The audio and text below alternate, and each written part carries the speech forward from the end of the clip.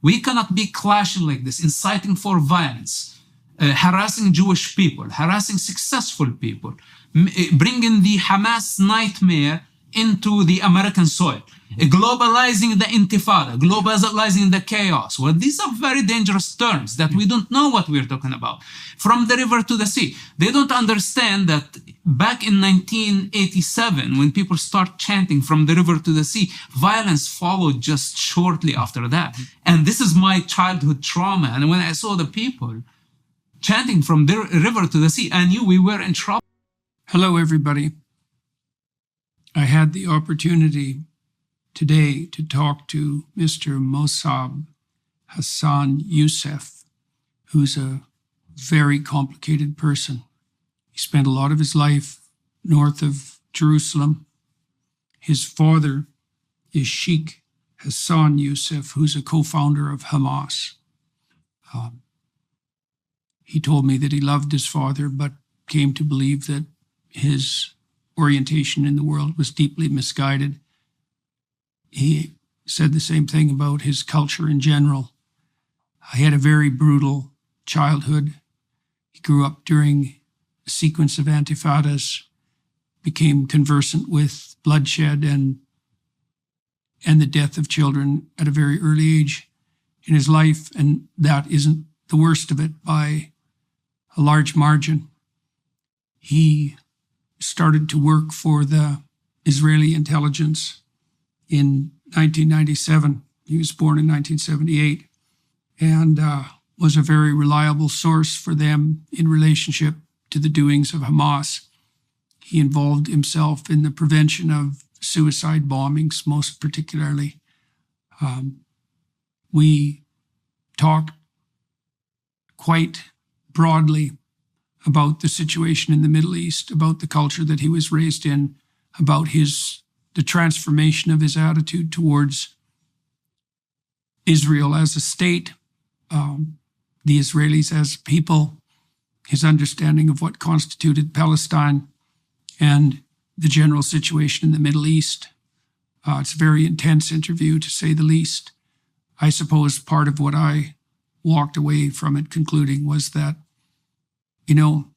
fools rush in where angels fear to tread, and everybody has an opinion about Israel and Gaza, and most of us don't have the wisdom or the experience to do anything but remain silent in the face of what's happening there. You can watch and listen to Mosab Yousef and draw your own conclusions about the catastrophe unfolding in the Middle East. His conclusion was that alliance with the Israelis is the best pathway forward, not only for the West, but for the Arab world. There's many people in the Arab world who believe that as well. It's why the Abraham Accords are holding even in the face of Iran's attempts to tear that accord to shreds. So, buckle up. It's a wild ride. So, obviously, there's a terrible mess in the Middle East, and everybody has an opinion about it, but everyone's also woefully underinformed with regards to the situation there, because it's unbelievably complicated. And so I think people take sides and make opinions without knowing the first thing about what's actually happening. And so I want to ask you a bunch of really basic questions, and we can flesh out the landscape for everybody who's watching and listening. So the first question I'd like to ask you is, what is Hamas exactly? How would you characterize it? Before actually we say what is Hamas, we need to ask ourselves, what is Palestine? Okay. Because Palestine is non-existential. And it was never a country. It's not ethnic group. It's not a religion. It's not a faith. It's a colonial entity created by the British that lived for about 25 years. And Jews, Arabs, Druze, Christians, Zionists were called Palestinians before the termination of the British Mandate. It was called the British Mandate of Palestine. So the mandate itself had the name Palestine. Now, right, and this is all taking place after World War I, when after the collapse of the Ottoman Empire.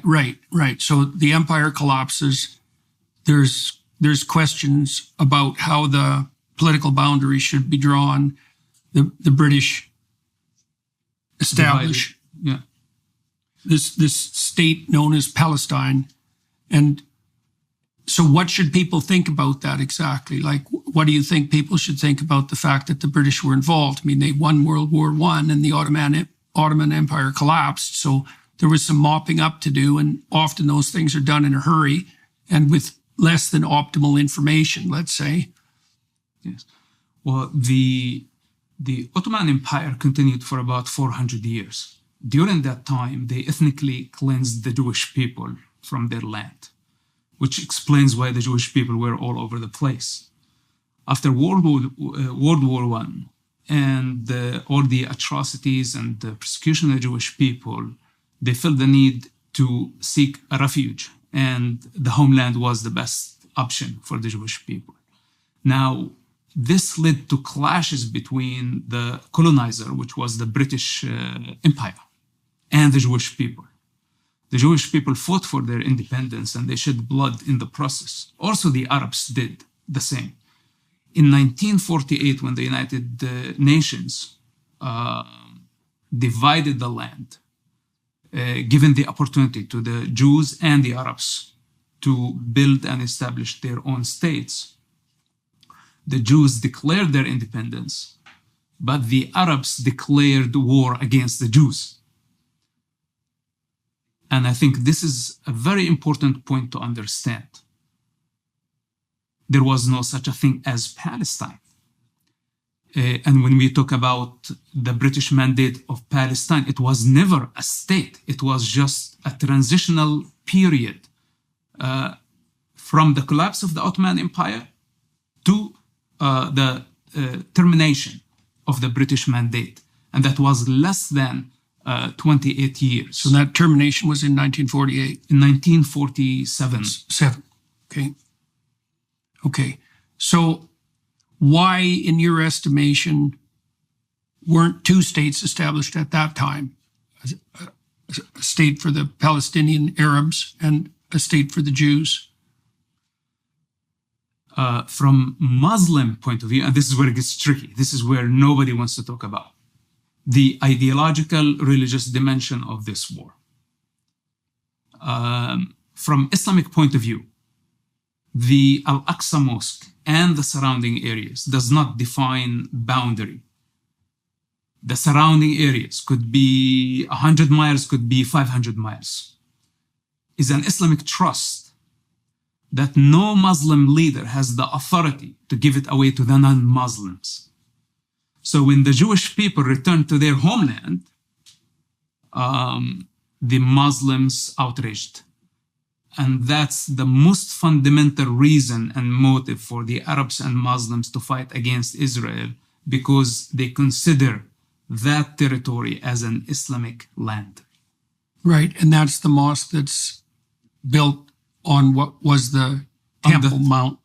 Exactly. It's right. Actually, the history of the mosque is about approximately 1,300 years, but the Jewish temple beneath is a lot older than that, and the Jewish ruins in Judea and Samaria still erected, actually.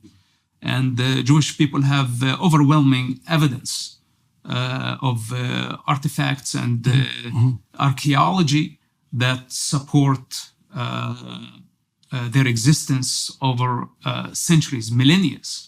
But the Muslims don't. There is no currency, there is no book, there is no Bible, there is only a building that is 1,300 years old. And this is why, for the Jewish people, don't have a problem in principle to coexist with other ethnic groups. Like even the Zionist movement did not have a problem to have a two-state solution back in the day, while the Muslims refuse completely having Jewish existence on that land. The same way in Mecca, non-Muslims are not allowed to enter Mecca, even to drive through Mecca. The same thing, they want the situation to be in Jerusalem. How did you come to these conclusions? I mean, I don't imagine this is how you looked at the world when you were young. True. So how did you come to these conclusions? I understand that your father, Sheikh Hassan Yousef, is a co-founder of Hamas. So obviously that's complicated, to say the least. Right. So tell me how you looked at things when you were a young man, and then what events in your life started to change your mind? Since I was very young, I had... How old are you now? I'm 45 years. 45, okay. So you were born in about 1980? 1978. 78, yeah. So I had critical thinking from the early beginning of my life. When the mullah told the funeral crowd that the angels of heaven are going to come back and interrogate this deceased in the grave, they're going to bring his soul back, they're going to torture him, and if he does not answer the right question, it's going to be an open hell. I went back to the graveyard and I investigated. I was only 10 years old. And since that point of my life, I did not find death intimidating as much as actually became my drive to seek a higher truth. It led me eventually... So tell me about that again. I don't understand that story exactly. What event was that? So basically in the Islamic belief, there is something called the grave torture. This is a device the religious authorities use to control the Muslim population. When the person dies in the grave, supposedly there is torture and there is interrogation. If the person doesn't know who is his God, who is his prophet, if he failed to answer the questions regarding the religion, they're going to be tortured painfully. They're like... so it's like a last judgment sort of... yes, but it happens in the transitional period. Yeah. So, because people die, and they've been dying for thousands of years. So when the afterlife hell is going to happen, which is a fundamental thing in Islam, the afterlife, heaven and hell. So many people die, and is there torture? So they come up with the story that there is grave torture.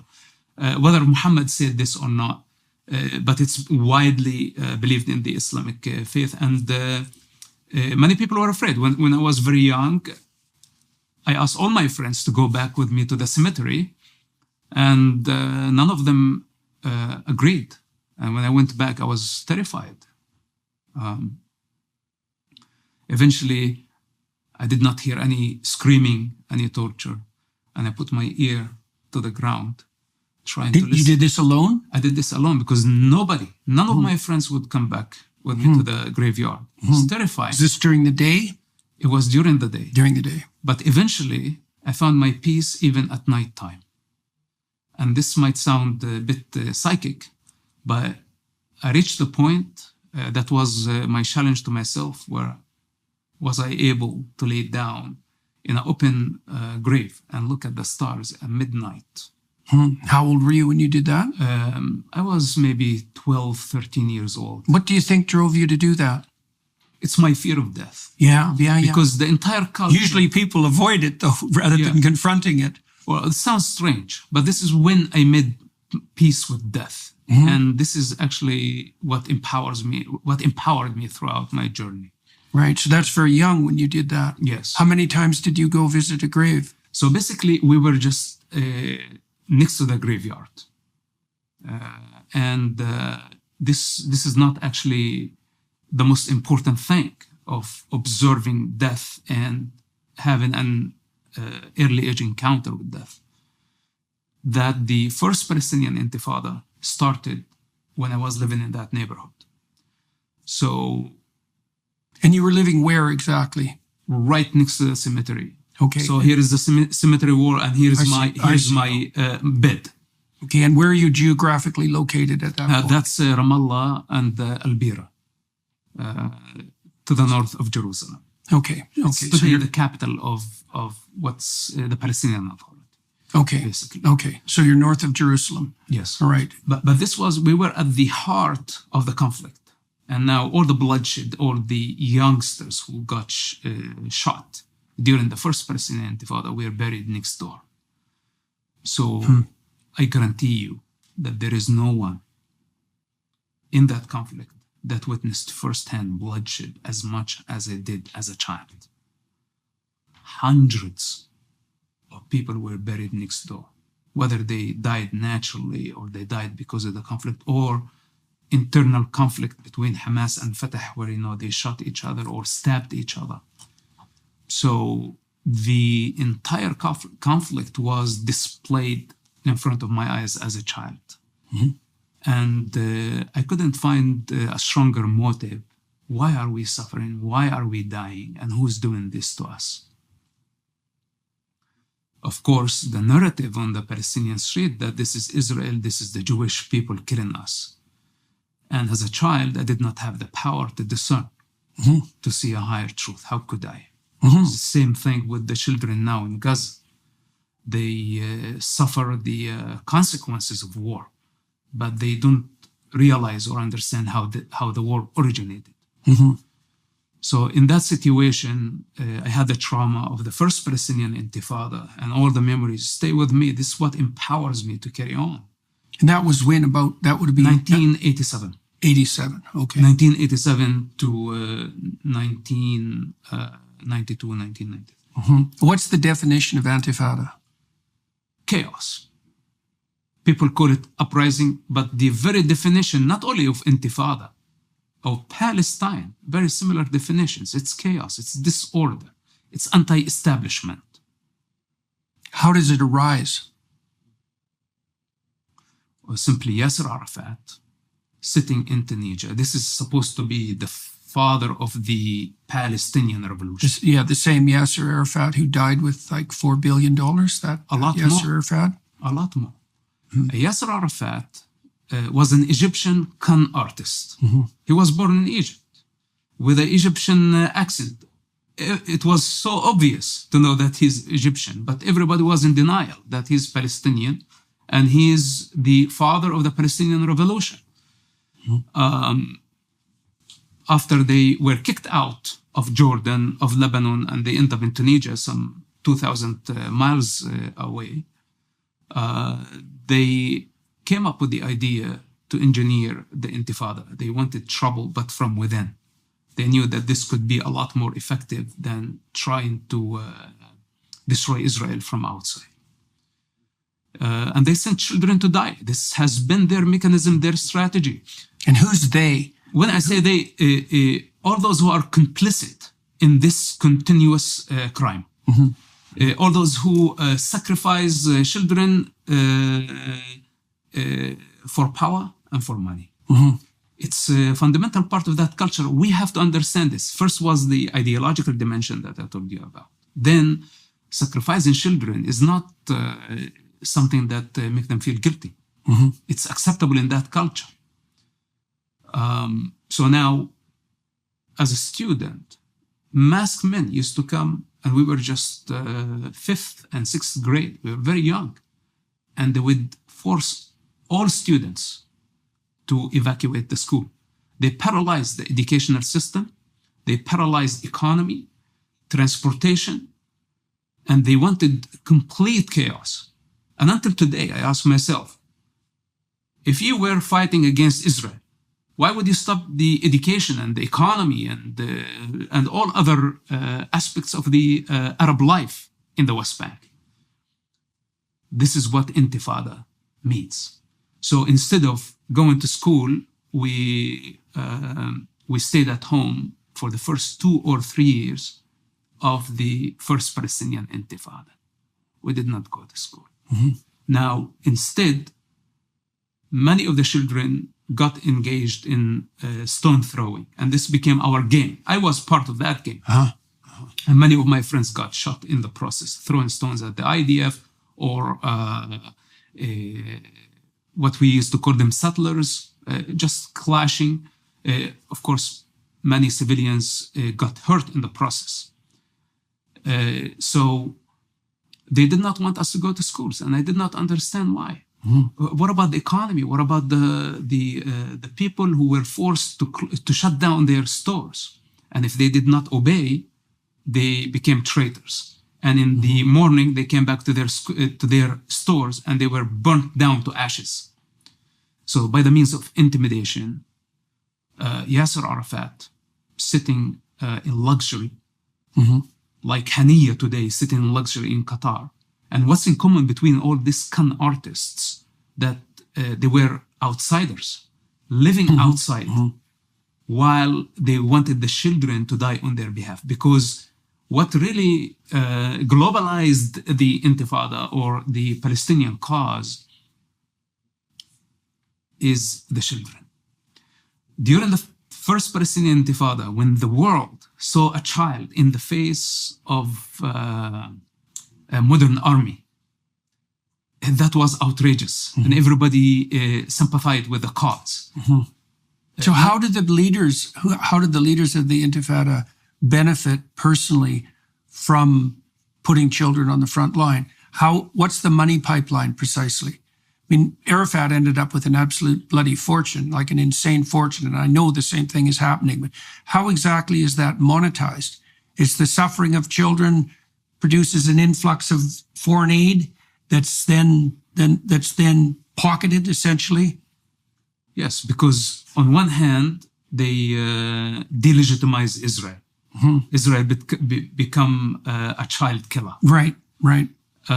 Then there is no one in the world that does not sympathize with children dying. Right.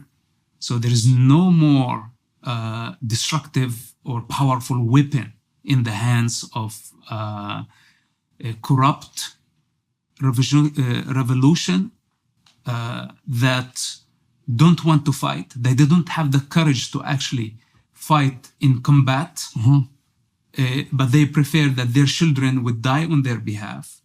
In the meantime, delegitimize Israel and globalize their cause. The international community don't know the reality 100% on the ground. They don't understand this game. Even up to now, they see Hamas using children as human shields, which is very obvious. This is what Hamas wanted from this war. The international community is still in denial. So when children die, this will lead to more chaos. It would lead to war. It would lead to, today, a global chaos. But how do you deflate the tension? You deflate the tension by going to the middleman, pay him off, and he's going to stop the madness. And this is how they paid off Yasser Arafat, paid off Hamas. This is the Gaza war today. This is not the first one. This is the fifth one. And every time Hamas started the war, they used human shields. Children died. Hamas exaggerated the numbers, the statistics. They weren't accurate. The international community bent over and submitted to a ceasefire, which basically guaranteed Hamas staying in power. But now how do you silence Hamas for a while? By giving them lots of money. But this time Hamas thought they could double down on human shields by putting booby traps all over the place. Schools, hospitals, mosques. They did not leave any secret location in Gaza without using it as a shooting pad. Digging hundreds of miles of tunnels beneath one of the most populated areas on Earth. And how come that wasn't widely known? How come that wasn't widely known in the West? Well, this is obvious. This is obvious, but the world is in denial because it's much easier to condemn Israel. You know, when we have close to 2 billion Muslims repeating a certain narrative, a false narrative that is baseless, that say Palestine, and we say the very foundation of this narrative, there is no such a thing as Palestine. It never existed. But everybody suddenly became a pro-Palestine. All the well, it fits into the oppressor-oppressed narrative, right? It's the victim absolutely. narrative. It's the victim mentality. So now, even in the United States, the anti-bankers, those who are in debt or anti-establishment, communists, feminists, socialists, Islamists are coming in the same room protesting or opposing as pro-Palestine.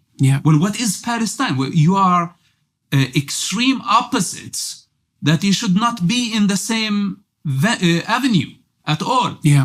Without Israel, you would be conspiring to destroy each other, Islamists and communists. Clearly. But suddenly now you are pairing. So this phenomenon of Palestine, it's basically, it shows you falsehood versus truth.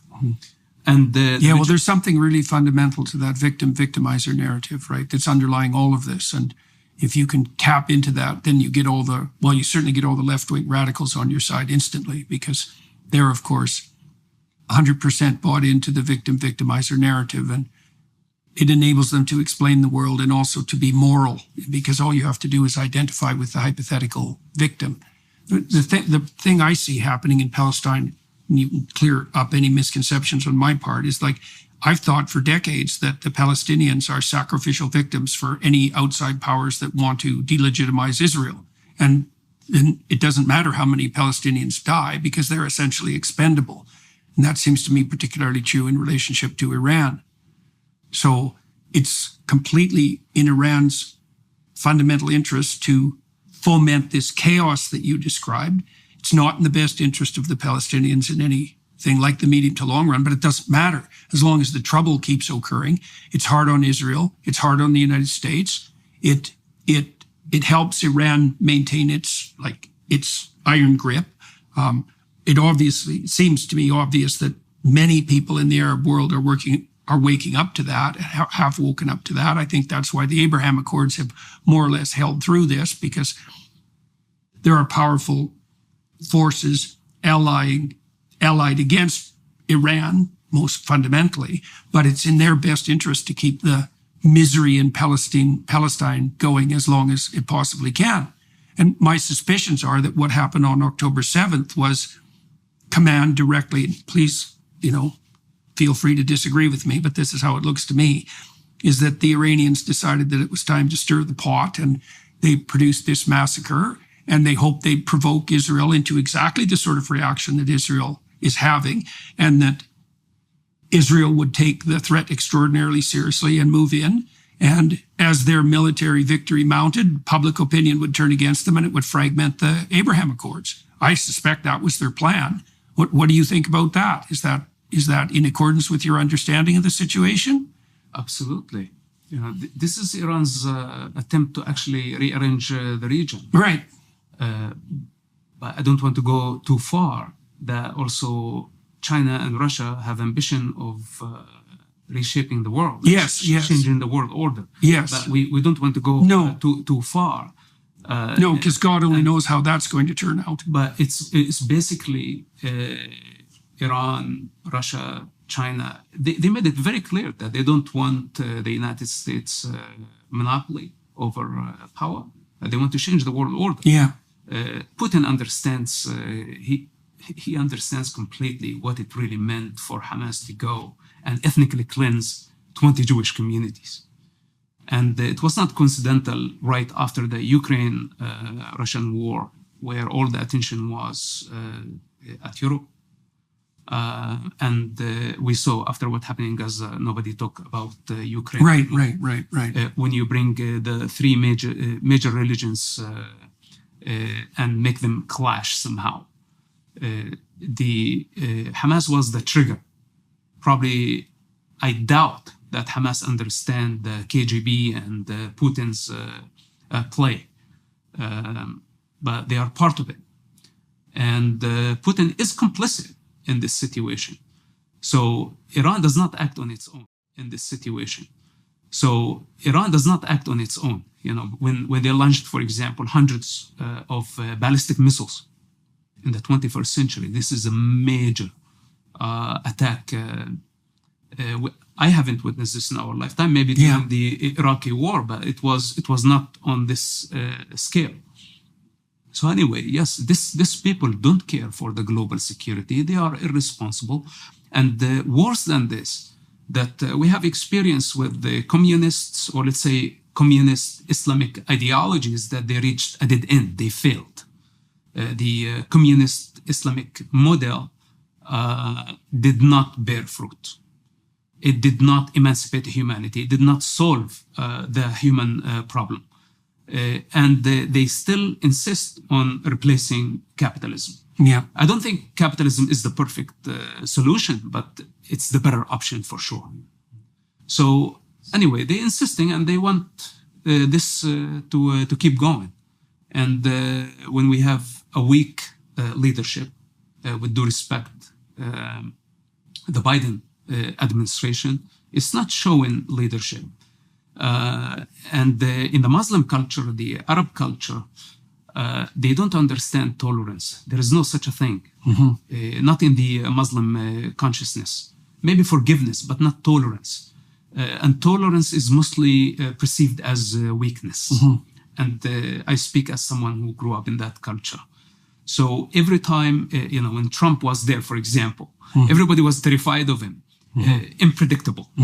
And you don't know what he's going to do next. So he moved the American embassy to Jerusalem. Nobody dared even to challenge. Yeah, right. Yes. Not even riots or any of that. Right, yeah. But now, the Obama administration, then now the Biden administration, the Americans and the American power is not respected. They've enabled Iran. Yes. Yeah, one of the things that appalled me when Biden took office is that I'd been following the Abraham Accords quite closely because I thought they were, well, really quite the miracle. Yeah. And I knew from talking to people who were involved firsthand that the Saudis were very interested in having that process continue and very inclined to sign on.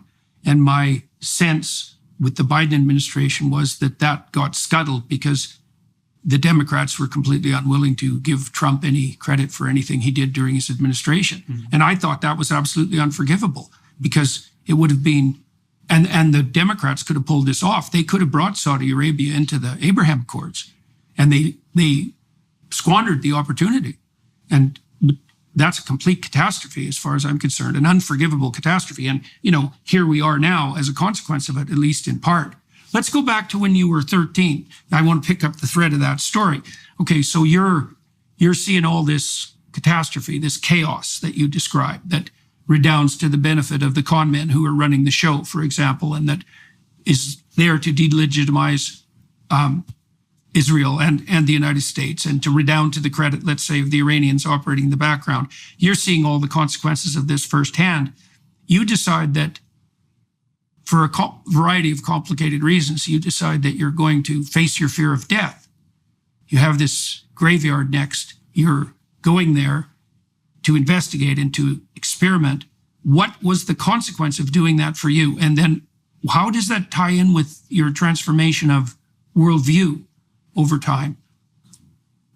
When I was very young, and this is stuff I don't like to talk about because I choose not to be a victim. And also I don't like to become vulnerable because people think that you are weak.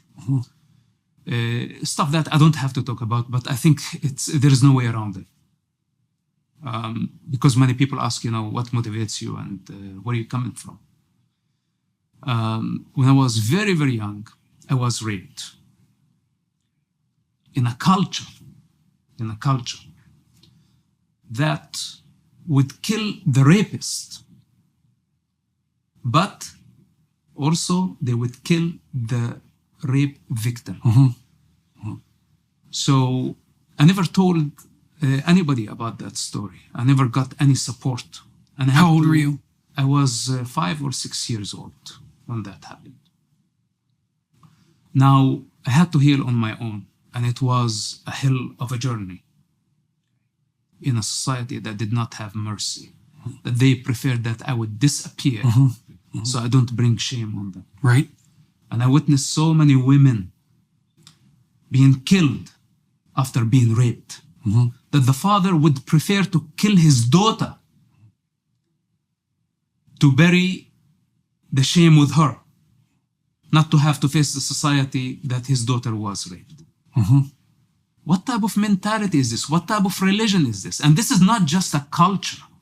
Okay. Does it reflect on his inability to protect her? Is that the source of the shame? It's his status. It's his status. It's his, the father of, he could not protect his daughter. Yeah. And now maybe the daughter is pregnant. This was before abortion, etc. Okay, the daughter is pregnant. What is he going to do with the child? No, he prefers to kill the daughter. He does not want to go even to the degree that his grandchild is a result of a rape incident. So, and from the 7th century in Islam, or in Arabia, they killed infants. So when I say sacrificing children, this is not coincidental. It's rooted in that culture. So for me, it was unjust that I had to actually carry the burden instead of getting the support from the family, from the society, like at least to come and say, who did it? Today, I'm 45 years old. I'm a very strong man. I can confront the whole universe if necessary. And up to now, none of them asked the question, who did it? And by the way, I had the power to kill the predator down the road. He's probably living in a nightmare. Why I didn't actually harm him? Because later on, I got lots of power, even when I was back in the territory. But I chose not to. Instead of going after the rapist, I went after the belief system. And this is where I need to create the change. I see. So what's so-called Islam, and I know this is very sensitive topic. If the belief system, if Allah thinks that the rapist and the raped are equal and they deserve the same punishment, then this God does not have authority over my life. And this is where I start questioning the entire belief system, and I rebelled. How come you're still alive? Well, they tried to kill me, and they're still trying to kill me. I bet. They have been trying to assassinate me politically, at least. All these progressives and Muslim Brotherhood wearing all type of masks in the United States. They have been trying to discredit me, so I cannot even speak for myself, to defend myself, because I'm speaking on behalf of all the wounded children in the region. And I know their game, and I know they don't care for the children. Instead, my father sacrificed me. He said, this is not my son, and I don't know him. If you want to kill him, his blood is allowed. So when you have to choose between a hypothetical God that does not even exist and the future of children or your own child, well, we have a fundamental problem here. Then you come posing to tell the rest of the universe that Islam is a religion of peace. Well, no, we have a big problem here. We have to talk about it. And when I start talking about this, I got canceled. Yeah, I bet you got canceled. So, and now I'm labeled Islamophobe. What Islamophobe? I'm confronting this thing and I'm willing to die in its pursuit because there is no other way. Only the truth can set people free. Only the truth. The same thing with Palestine. It totally depends on the destruction of Israel in order for us to see what Palestine is. And the manifestation of Palestine requires the destruction of Israel. Same thing with the Islamic State. It requires the destruction of civilization. All civilizations combined in order to achieve this global state called Khilafah. But we don't know how it is going to look like then. So we have first to die. For them to live, then they can prove themselves. If there is anything that defines madness, this is madness. But so you were hurt very badly when you were very young, and then you lived through the Intifada, and you were right beside the graveyard, and you decided that you're going to confront death relatively directly and overcome your fear of it. You were doing some religious experimentation really at the same time then. You said that you were testing out this hypothesis that there was torture in the grave. You did that alone because your friends wouldn't come along with you, which is like hardly surprising. So you said that you also decided with regards to being raped that the proper response to that wasn't to go after the person specifically who was responsible, but to go after something deeper than that, which was the belief system that gave rise to this problem. All right, so now you're 13. Are these ideas already in your imagination? Like when do you start sorting? When was it that you started sorting this out? Some of them were in the form of feelings, just a gut feeling. I did not have the mean to express them, but I knew them. It was not coincidental that I could not tell my own father about this situation, but later on I knew that my punishment is death. So today I have the power to express myself. I didn't know everything at that time, but believe it or not, I felt it. That this society cannot be trusted. And this is why today when I stand and I tell the world, anyone who identifies as a Muslim, I consider them as a threat. I don't trust them. And people say, oh, you cannot generalize. This is like insane what you say. No, it's not insane. Because if their belief system has sentenced me to death many times for crimes that I haven't committed, then you pause as a Muslim, you carry that identity. How am I supposed to feel towards you? It's like coming to a Jewish refugee during the Nazi era and say, I am a Nazi, come with me, I'm not gonna hurt you. No, you're taking the identity of a Nazi regime. And whether you are the bad cop or the good cop, it doesn't matter. You are serving the same establishment. And I'm tired of this moderate versus extremist. Every individual has the responsibility to know what they are identifying with. My individuality is above all religions and above all gods.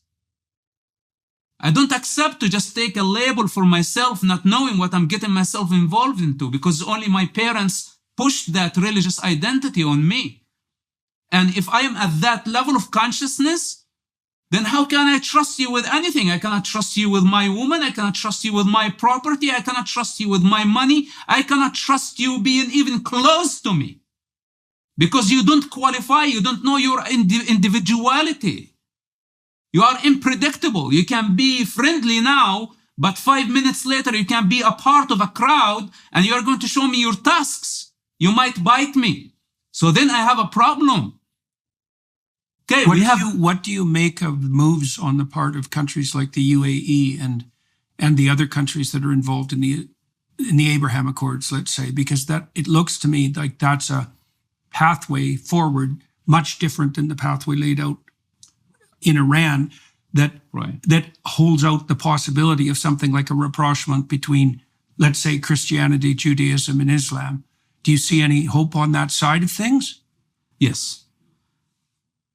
With the statement that I made, this is my fundamental stand. I don't compromise this truth. And I don't respect anyone who identifies themselves as a Muslim, in principle. Because why? Okay, but this is my fundamental stand because I aim to reform a generation. I need people to get out of their cave of delusion and think for themselves. Like, for example, I don't have a problem with the Sufis, and I don't have a problem actually with Muslims who don't pose as Muslims. They don't have to bring their religious identity as they are entitled to something. They want to intimidate me or maybe tempt me with something. Sincere, devotional people don't need a religious identity at all. And those exist in the Arab and the Muslim world.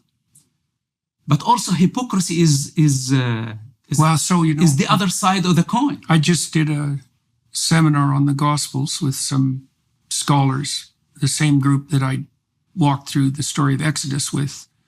You know, we spent 20 hours going through the Gospel accounts, and the biggest enemies of Christ are the religious hypocrites. That's the Pharisees in that story. And there are people who proclaim allegiance to God while acting in their own service, right? The deepest of all possible sins, right? To invert the moral order so that you serve yourself while claiming to serve what's properly put in the highest place, right? And there's no shortage of religious hypocrisy, and I think it is the worst of all possible sins because it inverts the cosmic order, right? It makes everything good subservient to what it is that you want.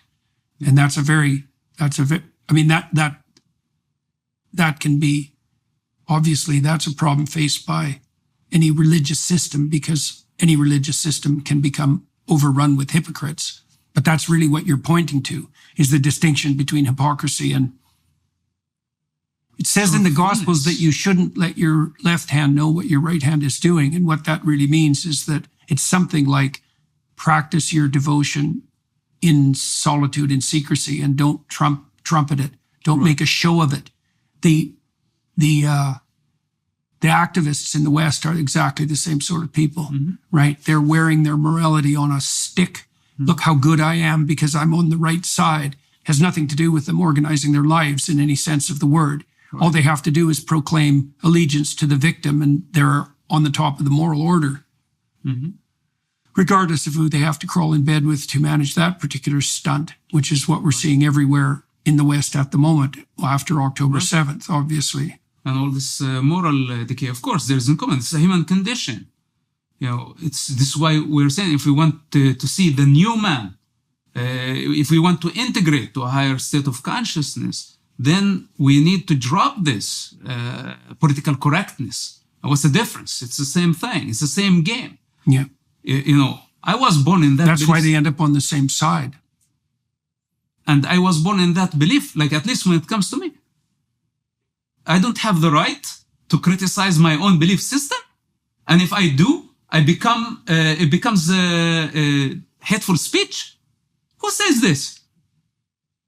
This is my birthright to rebel and to criticize. This is what makes us superior to animals. Especially that there is no such a thing as Islam. We have so many denominations. So basically, at least what we can do now, we can push them back. They have to back off. And we probably can apply political pressure where, they will have to hold extremists accountable. Okay? But after October 7, what I saw, and this is why I went outrageous, and I really told the Arab world, listen, if it comes down to choose between the entire Muslim population and a cow, I choose a cow. Like, at least the cow is very peaceful. It gives us milk. It gives us leather. It gives us meat. It's very peaceful. It's harmless. But you, what's your contribution?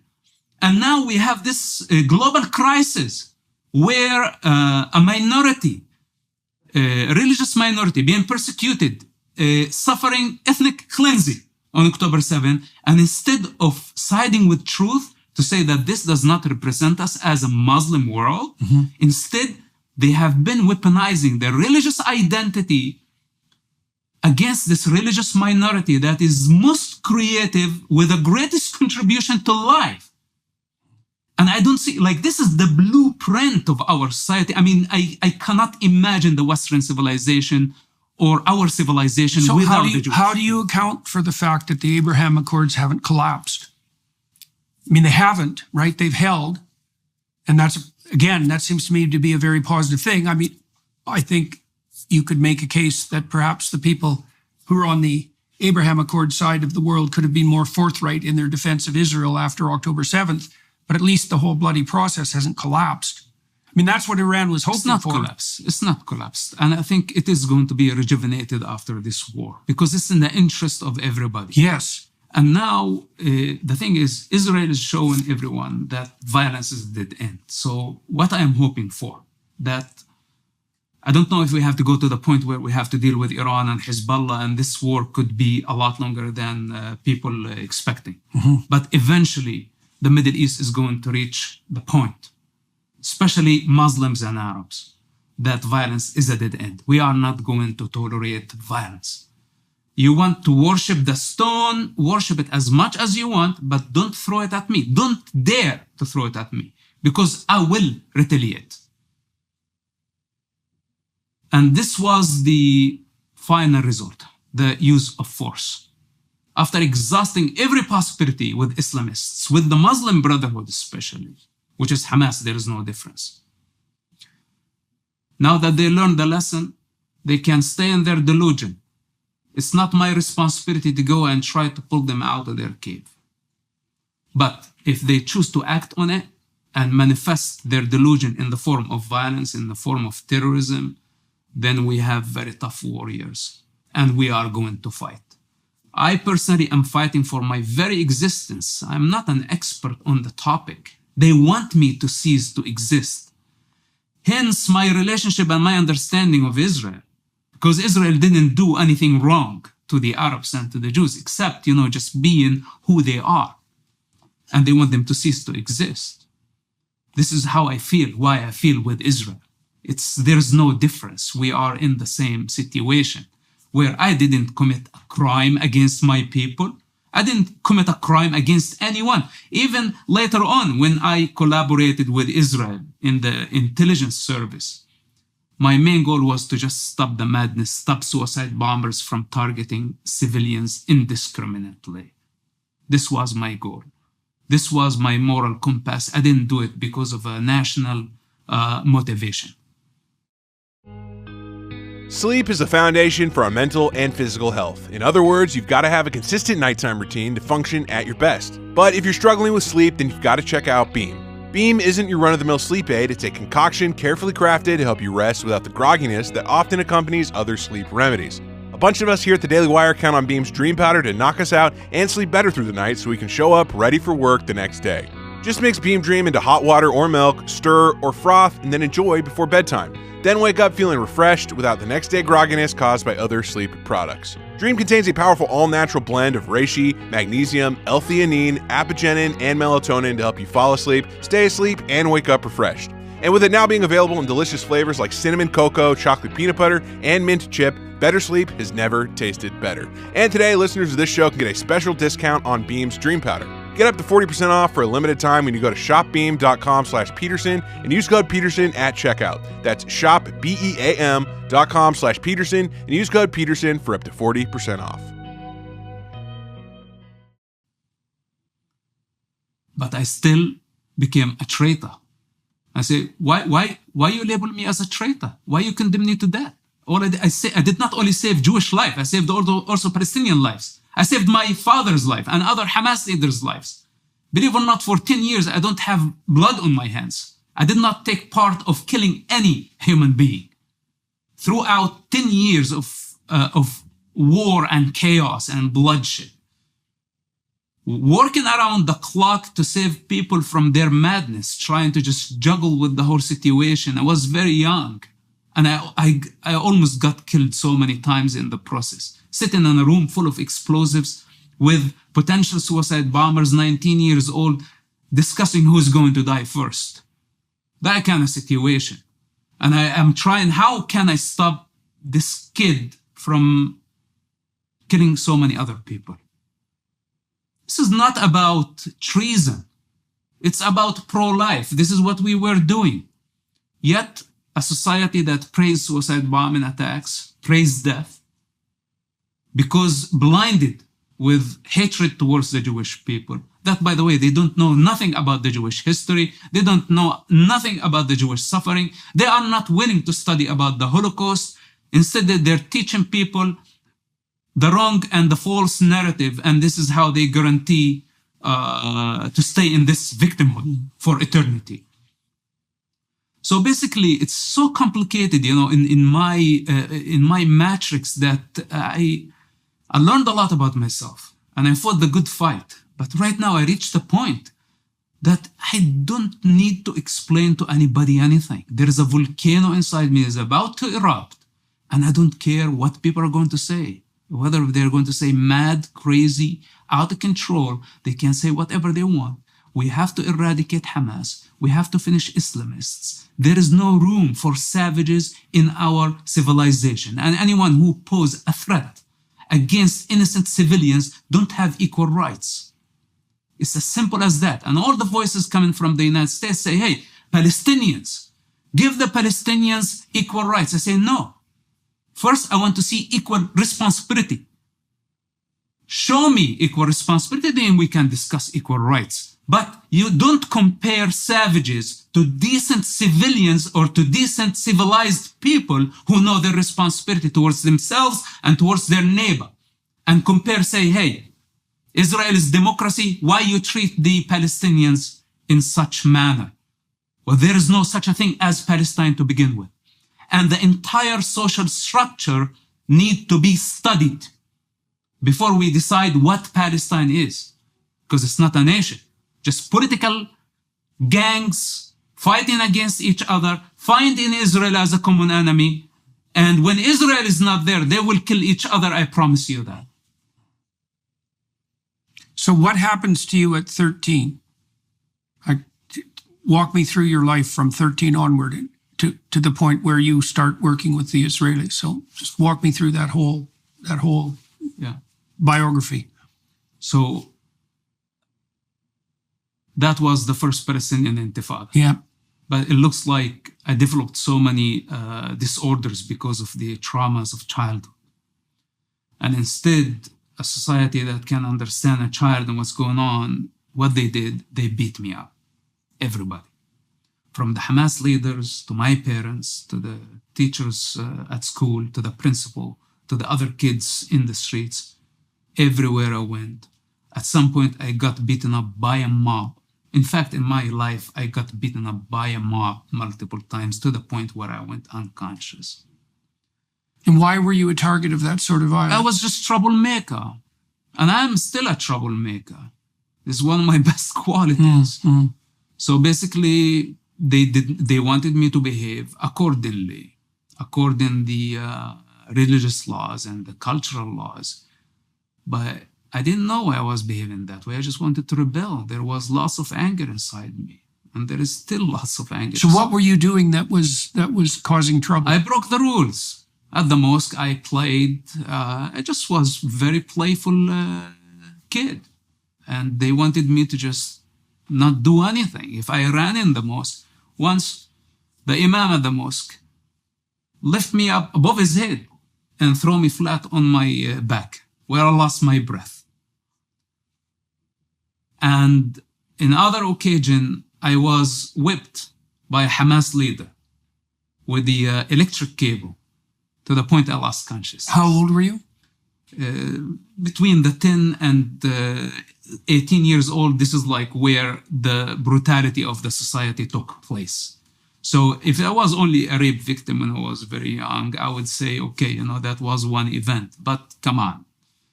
Everybody was conspiring against me. And I still wonder why so many forces wanted me dead and they still don't have compassion to just look and say, it's like, wow, this guy went through a lot. Like maybe, whatever he's saying, he has the right at least to express it. But they want to strip me even the right to talk about it. So it's a brutal culture. When some say what happened on October 7 was barbaric, it's not only Hamas. There is a majority in the Gazan society that is complicit in this crime. In fact, for those who watched the footage of the October 7 crimes, it was not only Hamas that committed crime. Most of the crimes, especially raping and kidnapping, were committed by Gazan civilians. And I know now this is considered, or somebody can discredit me because I'm generalizing, but I say the vast majority of that society don't have mercy when it comes to children. And no woman can walk freely and feel safe at midnight anywhere in the Palestinian territories. This is why a father is willing to kill his daughter if she would leave the house without a companion. Because if she leaves the house without a companion, there's a big chance that she's going to be raped on the streets. And why are you taking such a risk? They would beat them up if they leave the house alone. So it's a troubled society. It's a death culture. And I don't mean to label them as savages. And I don't want to say this because it's so hard. It's my biological family. This is where I came from. And I love the people. I want the people to integrate. But they want me dead still. And as long as they are not able to make peace with their own child, I don't know how they can make peace with other nations, with other people, with others. What was your relationship with your father like? I loved my father. I loved him. He was my God. Even though he beat me up so many times, I loved him. And I loved my mother as well. I loved my people. I did not hate them. I was just a troublemaker, but it's not out of hatred. Even the ones who hurt me the most, I was able to let go. Even my rapists, or that guy I told you who beat me up, or the teacher, I did not go after them. And it was not coincidental that existence gave me so much power during the second Palestinian Intifada, which I had the capacity to pretty much give the permission to an army to kill somebody, and I refused, especially when they were my opponents. So how did you come to be in that position? So you're a young man, 13 to 18. What's happening in your life, and where do you end up?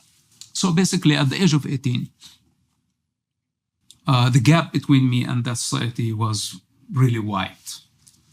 And I questioned many things about that culture, who we are, and why people just so cruel. And I wanted to take revenge, but I thought I'd take revenge from Israel. And somehow I wanted to go just suicidal, because it was very hard, to take a gun and go shoot my people. So I thought, okay, how about I go against the occupiers, our enemies? And I decided that I'm going to buy a purchased gun and shoot some Israelis and just go as a shaheed. That was my only escape. And that was only at the age of 18. So I got the guns. And before I did anything, thankfully, I was arrested by the Israeli intelligence. During interrogation, they offered me to work for them.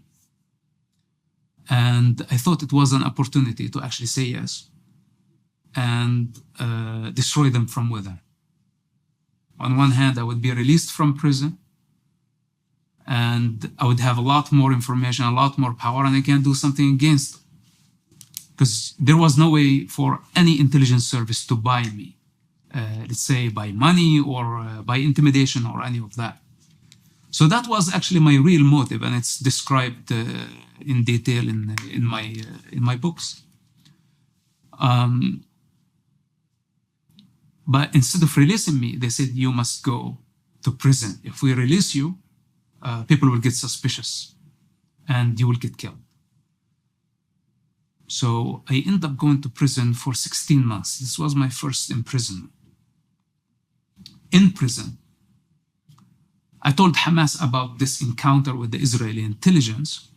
In prison? In prison. Okay. I told them the truth, and this is my plan.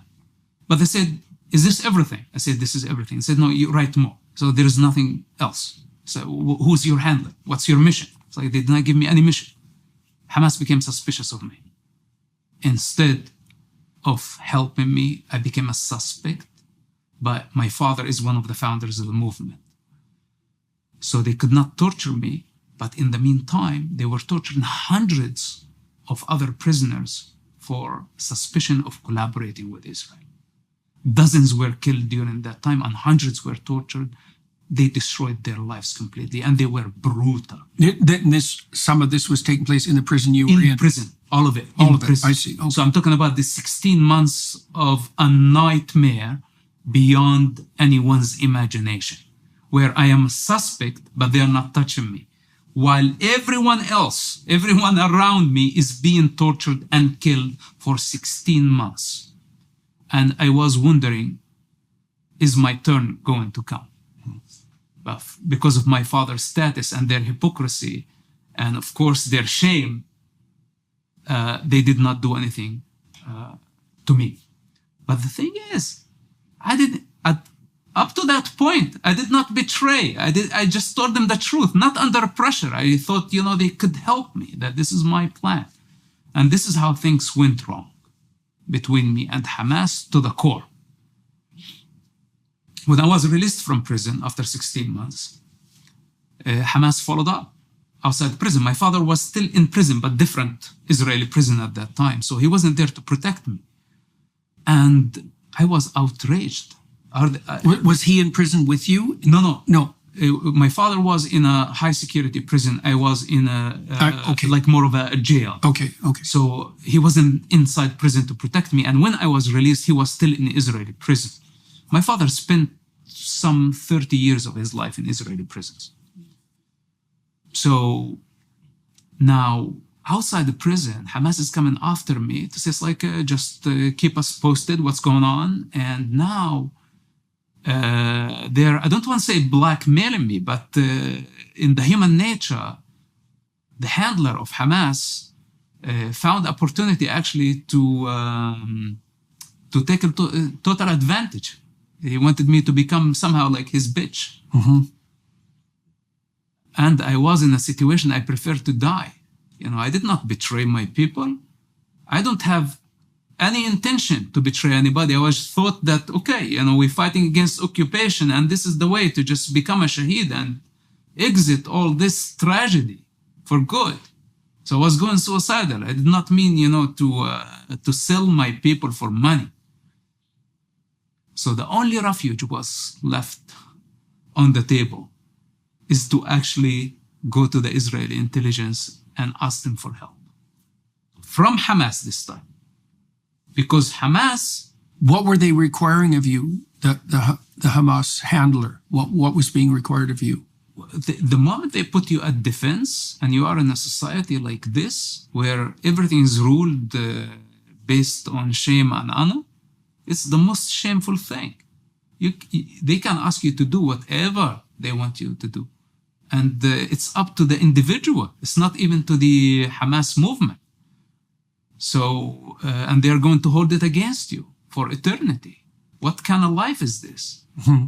It's like someone is holding something against you, and nothing will clean that shame, no matter what you do, except if you die. Even if I became a suicide bomber, the shame will hunt me to my grave. This was the reality of it. So this is where I think everything just went out of control. I was like, since childhood, I had no mercy from these people. And right now, trying to actually just escape my misery by dying for Allah, by dying for the nation against the Zionist occupation. They're coming after me. So this is my psychic. And I was, no matter what I do, even if I die, I will never be able to please them. And why would I die?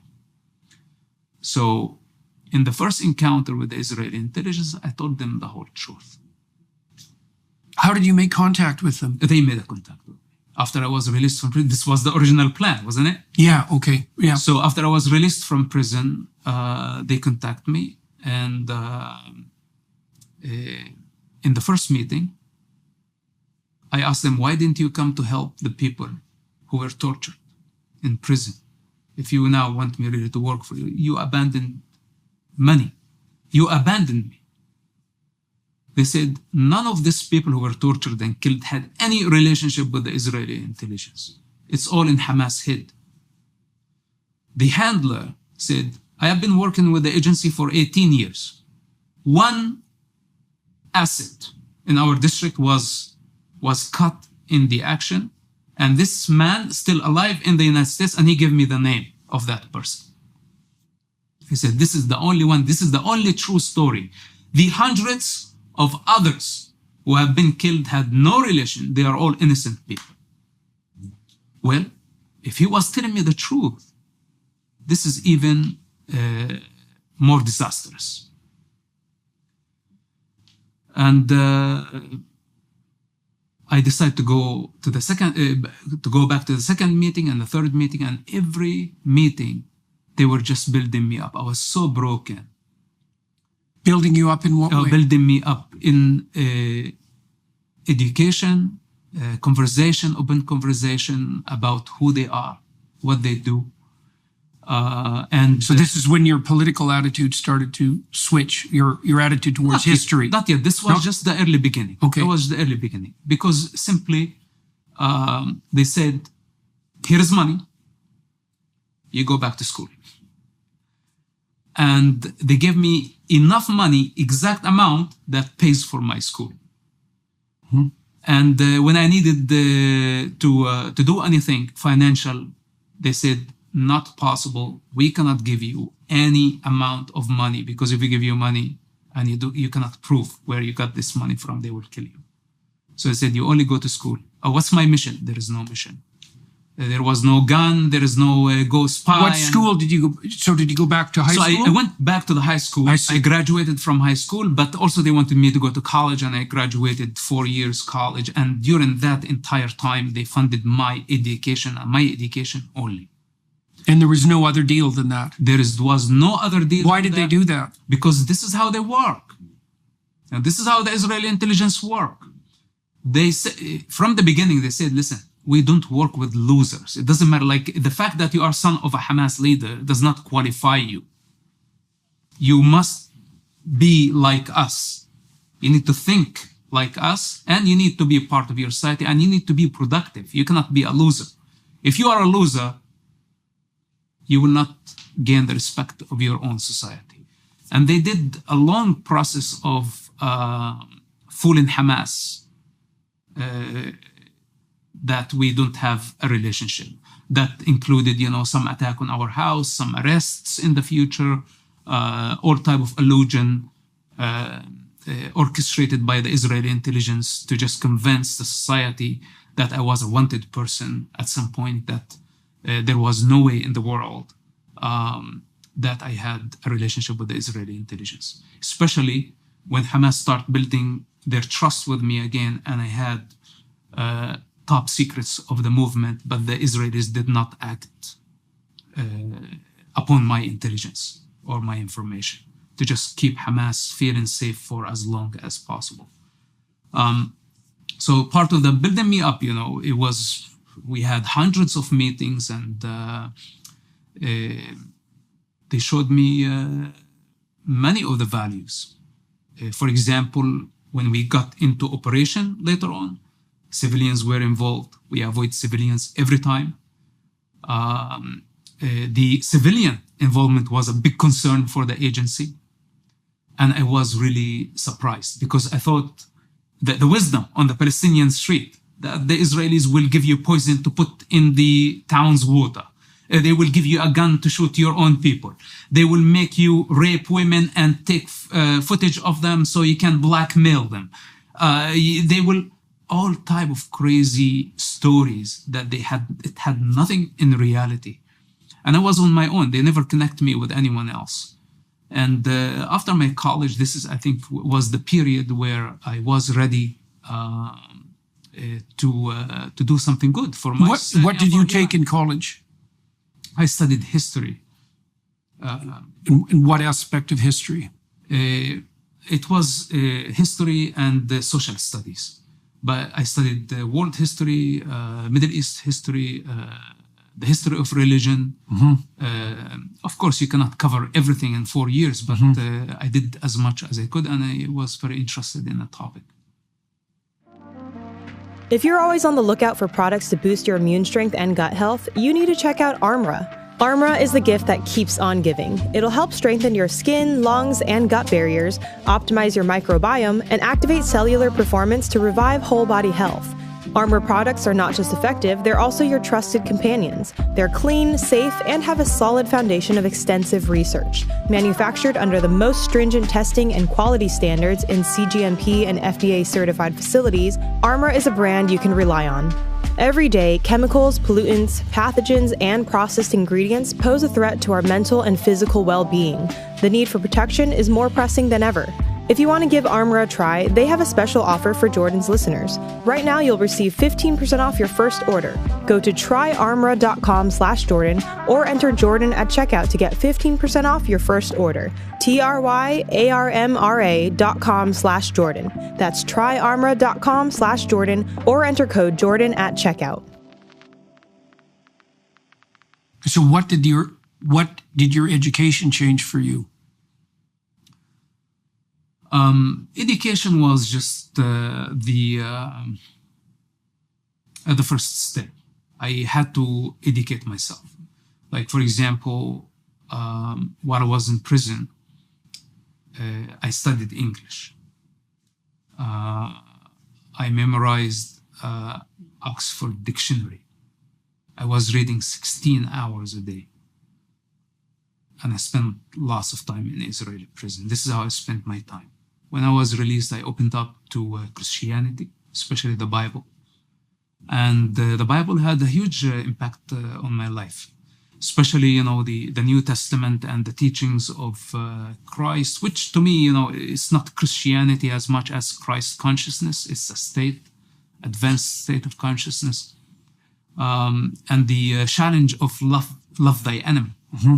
And that came in a place where I was conflicted. Where you actually had enemies. Exactly. And who is my enemy? Like, is it my people? Is it my rapist? Is it my torturer? Is it Israel? Who is it? So the challenge of love thy enemy really made peace with the world somehow. And I decided that I don't have enemies anymore. And this is what helped me actually heal and progress. So I made a principle that I did not want to kill any of my opponents. But I have to say that today I regret it. Today I regret it. The influence of Christ consciousness, of just love everybody unconditionally, did not get me to where I needed to be. Because today I'm under the influence of cause and effect, not right and wrong. And I think there is no escape for anybody from karma or from their own actions. Nobody's above this universal law. It has nothing to do with cultures. And I tried so hard to save my father's life. If I wasn't in the picture, they would have killed him 1,000 times. Saying that I thought to myself, he's moderate, he's in a political wing, he's not a military wing.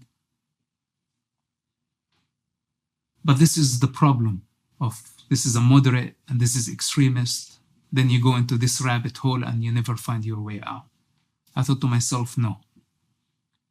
You are complicit in Hamas crimes, then you qualify for the same punishment as any of their attackers on October 7.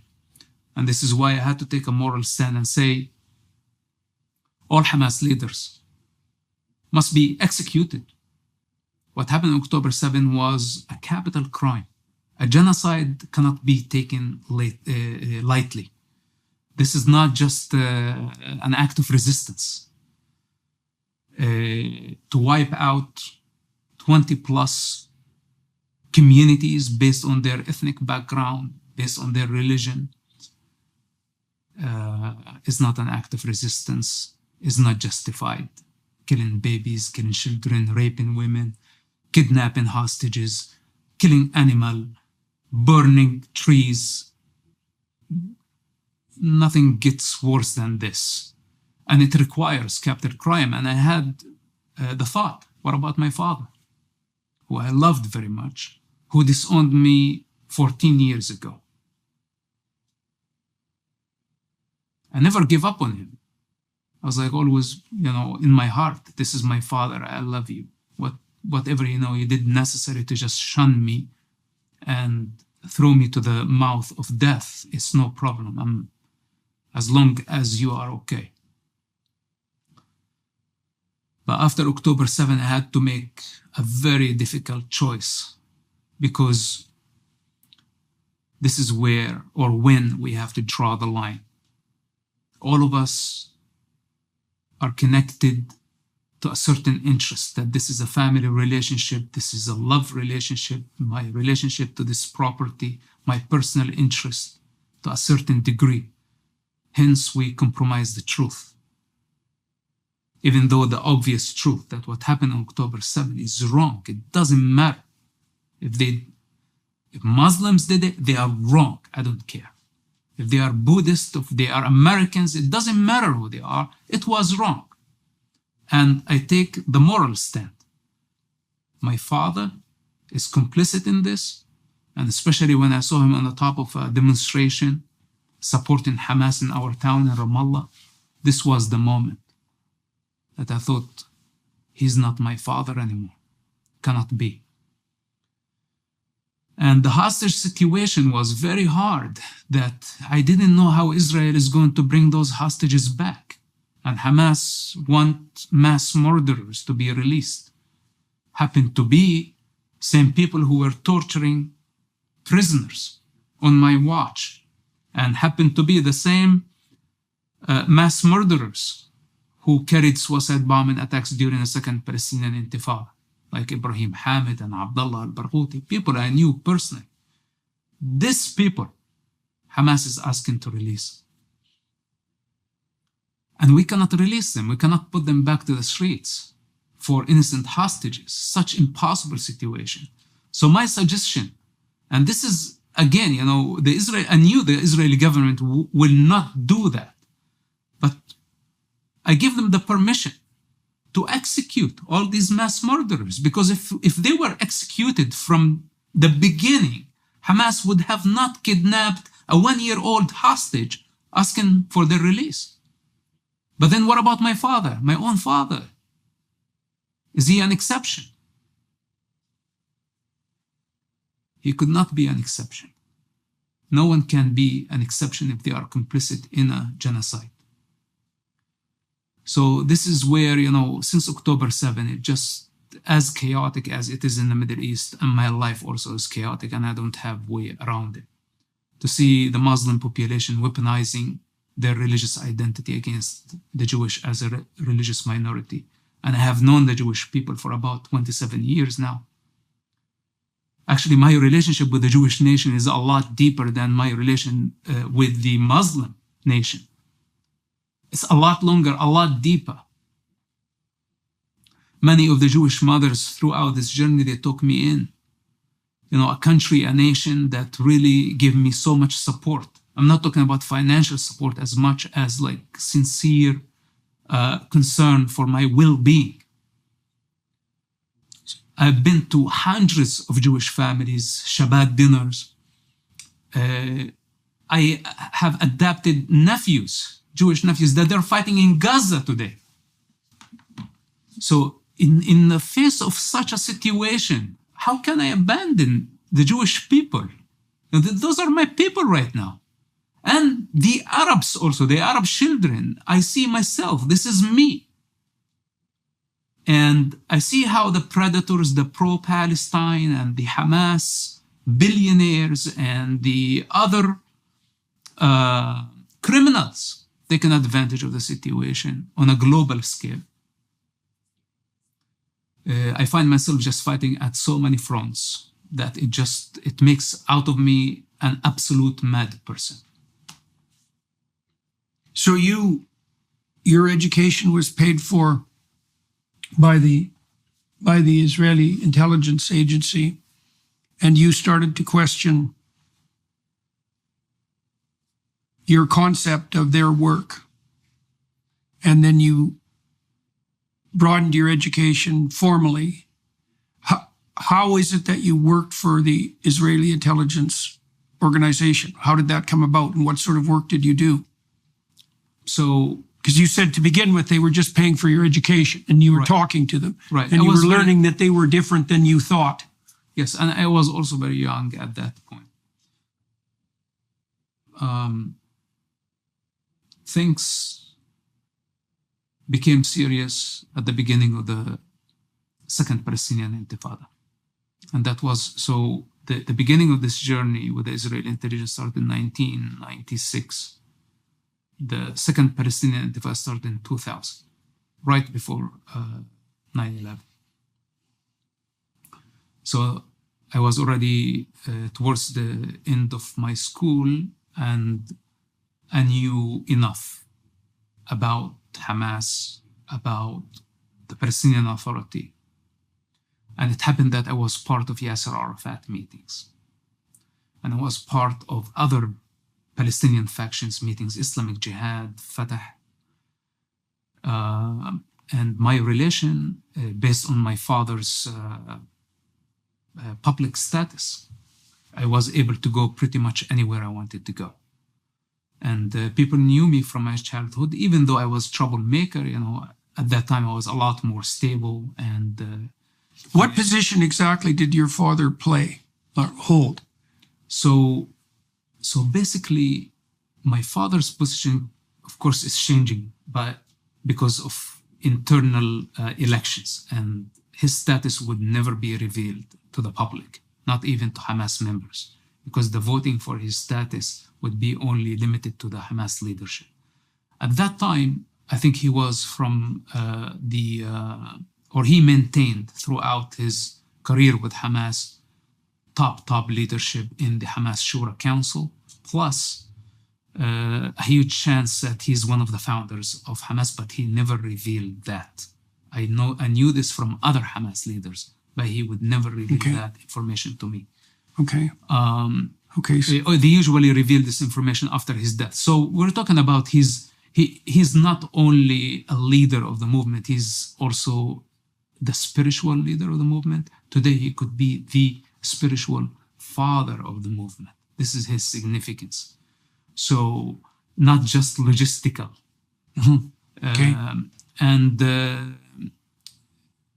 of course, after my story came out, his status in the movement was shaken. Right. But somehow they wanted to give him as much support as they could. Okay, so now we're at the second Intifada. This is about, you said this is just before 9/11. This is around the year 2000. Right. Okay, so what's happening? And you have access to all these meetings. Right. But you've already established relationship with the Israeli intelligence. Yes. So basically, trust between me and the Israeli intelligence was already established, and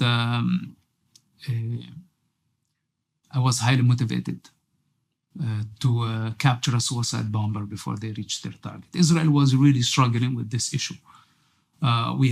So that became your mission? It was suicide bomber prevention oriented? Yes. The thing is, everything was happening in front of my eyes.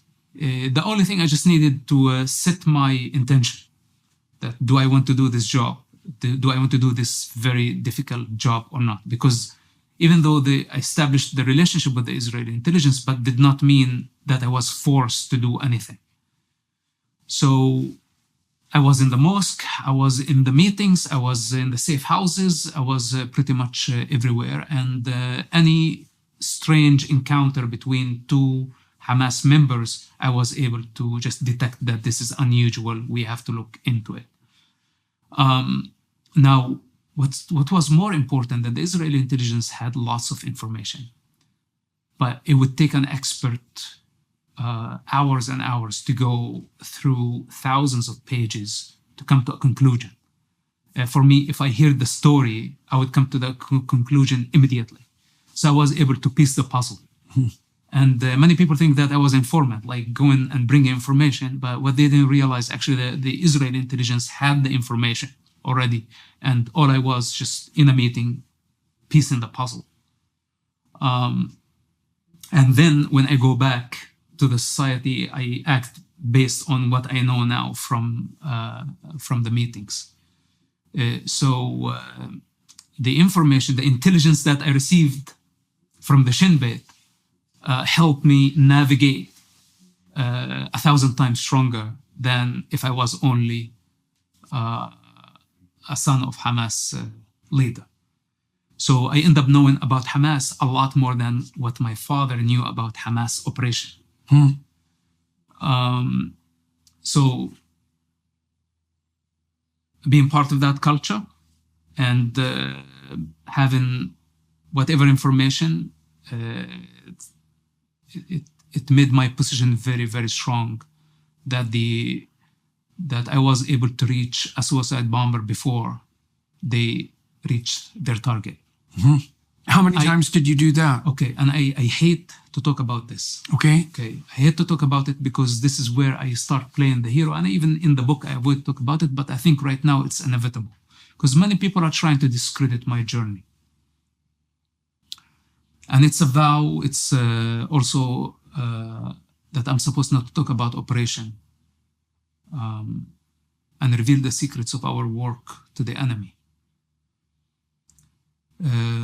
But you can say the least dozens of suicide bombing attacks, dozens on a regular basis, from capturing 5 suicide bombers at the time to 7 suicide bombers at the time, to capturing the masterminds that includes the bomb maker, and that was our biggest concern. In fact, somebody like Abdullah al-Barghouthi, which was very, very dangerous Hamas asset, the most dangerous Hamas bomb maker. He's in Israeli prison today. I was the first to reach his location, his lab, and recognize him. Responsible for the death of at least 100 people at that time before he was arrested. Ibrahim Hamid and the entire Hamas military wing of the West Bank, which they were using a research center as their cover. They never come to the mosque. They never participate in Hamas activities. They're all shaved, they don't have beards. They're in the intellectuals, etc., historians. And I had my suspicion, but the agency did not have any information about this guy. Because, guys, there were 5 of them. And I kept arguing for about 3 years, arguing with the agency that these people are doing something wrong, and nobody would listen to me. Until finally, we realized that these people have been the core group behind 95% of the suicide bombing attacks during the Second Palestinian Intifada. Just, they were there and we could not make the connection. Then finally the agency is like, how did you come to this conclusion? So many times they were just like a gut feeling. Or like literally I would just be taking my little sister to the school in the morning, and all of a sudden I see this most wanted enter in a building. And this was his apartment, his safe house. Then I called the agency and I say, I found him. But how did you find him? I was just driving and he just entered in the building. They could not believe it. Ibrahim Hamid, the agency did not see him in 8 years. They did not see his face in 8 years. And I finally locate him. So it was, at some point, I remember Avi Dichter was the head of the agency at that time. He said, get him out. Get him out, he's going to get killed. Because the amount of operation, whether in Fatah, Hamas, Islamic Jihad, Public Front for Liberation of Palestine. In fact, Yasser Arafat, after winning the Nobel Peace Prize, I was the source that brought the information of his relation to suicide bombing attacks, because I was in that meeting. And the information that was given to Ariel Sharon, the Israeli prime minister at that time, my identity was never revealed. The same information that was used in the UN Security Council. So why am I telling you this? Not to brag about it.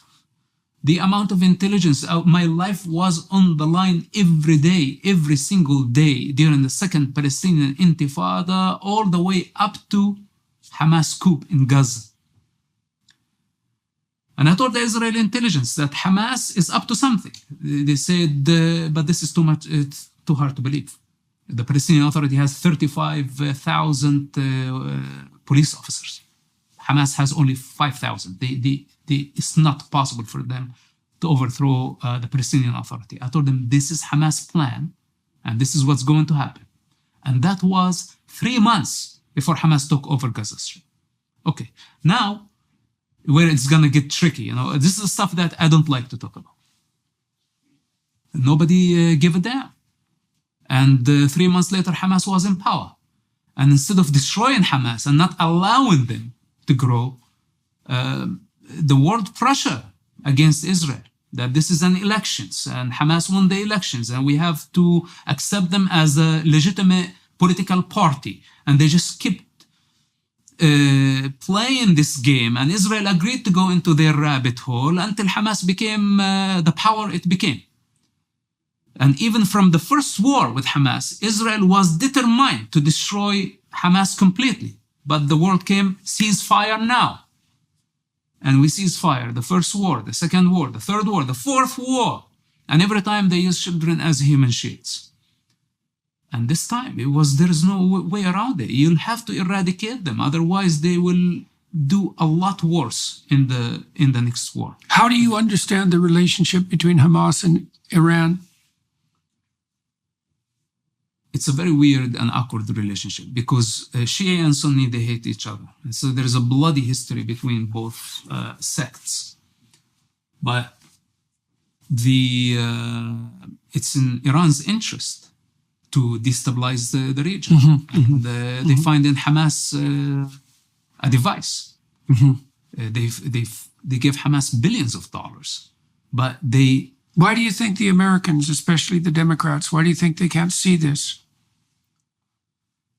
Because everybody is after their interest. Like, for example, right now, we have Iran's full attack on Israel.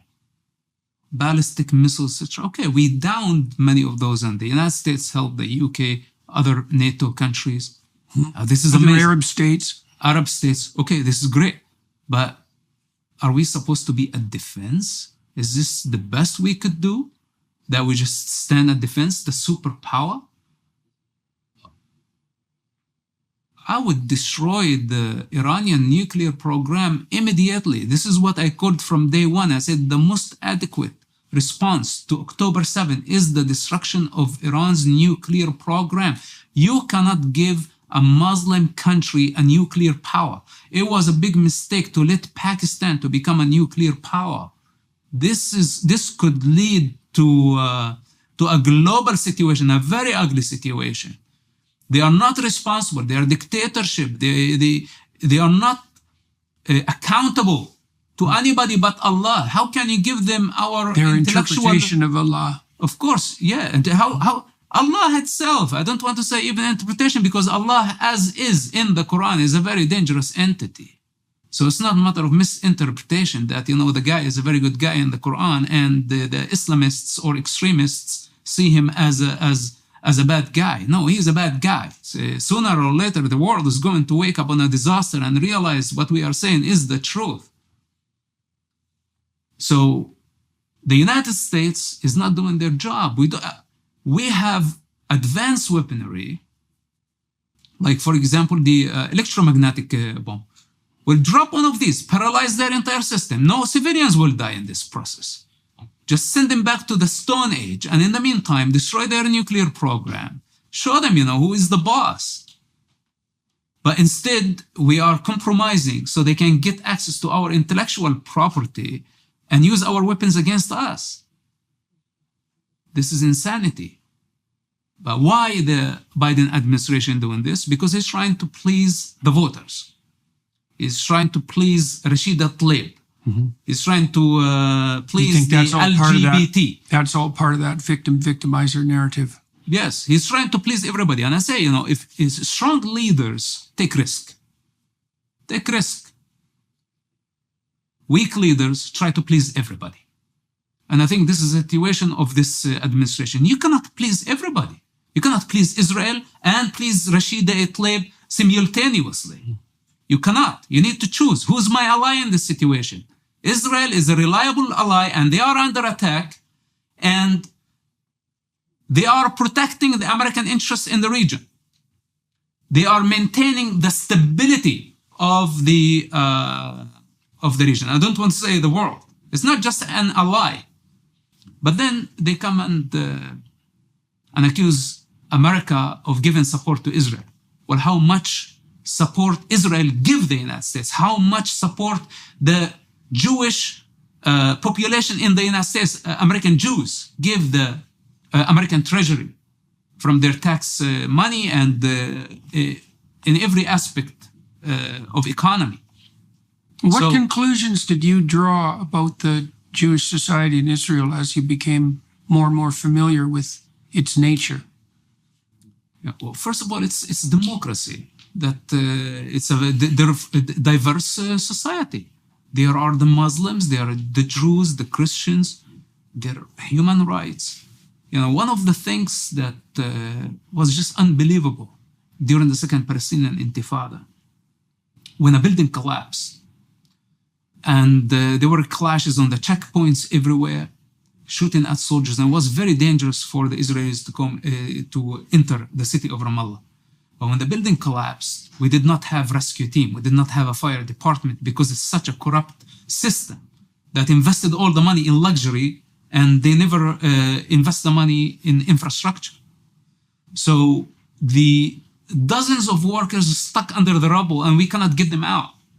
So we had to call the Israelis during the Second Intifada, while we're shooting at them, to say, please come into Ramallah, to the city center, and help us. So the Israel sent the fire department, of course, with the IDF to protect them. The entire day, evacuating the victims, taking them to Israeli hospitals. And after a long day, the IDF exit the city of Ramallah, and people rewarded them, shooting at them, throwing Molotov cocktails, throwing stones, etc. My job, I was there because my job was just be there to make sure that the troops are okay.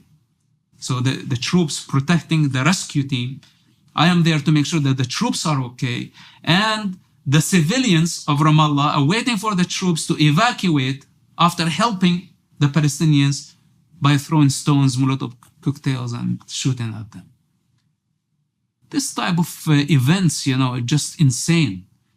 And it just keeps going like this. Everything about the Palestinian mentality, the Arab culture, and you see the law and order, that there is protocol. The Israeli intelligence follow a protocol. No one was arrested if Israel did not have evidence of their involvement in terrorism.